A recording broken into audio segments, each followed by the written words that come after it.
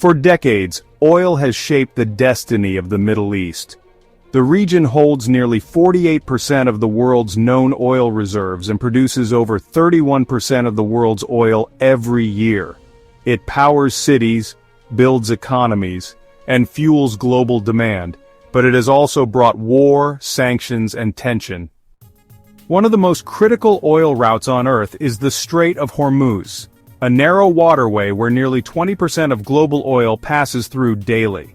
If blocked or attacked, it could cause oil prices to skyrocket worldwide.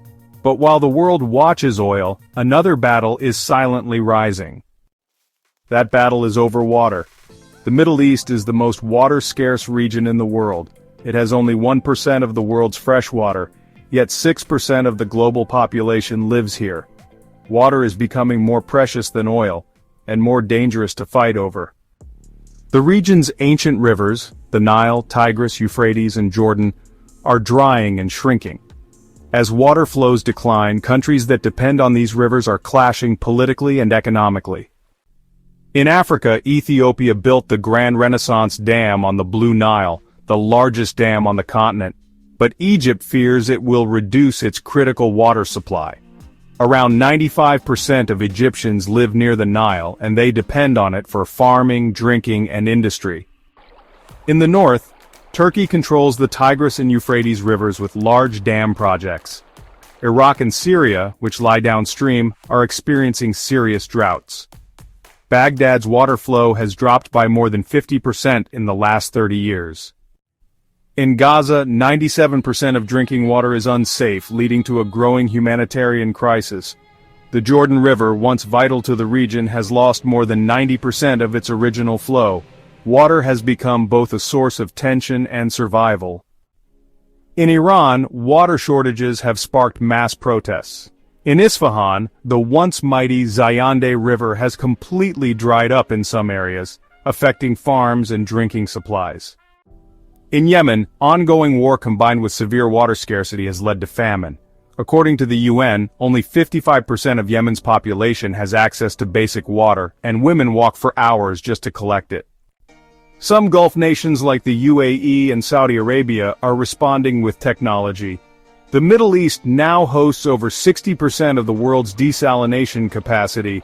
These plants turn seawater into fresh water, powered by oil and natural gas. But desalination is expensive and energy-hungry. A report by the United Nations warns that by 2030, demand for fresh water in the Middle East may exceed supply by up to 60%. This could lead to new forms of conflict. The climate crisis is making everything worse. The region is warming twice as fast as the global average. Droughts are becoming more frequent, and rainfall is becoming less reliable. Agriculture, food, and water security are now deeply at risk. Water is turning into a geopolitical tool. A dam can now control a country's economy. River borders are becoming zones of conflict. In some regions, water security is now part of national defense. Some nations are trying to work together through water-sharing treaties, cross-border projects, and technology exchange, but without real cooperation, the risk of conflict remains high.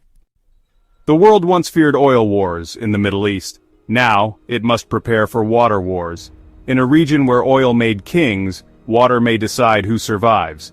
This is the real conflict of the future. Silent, slow, and deadly.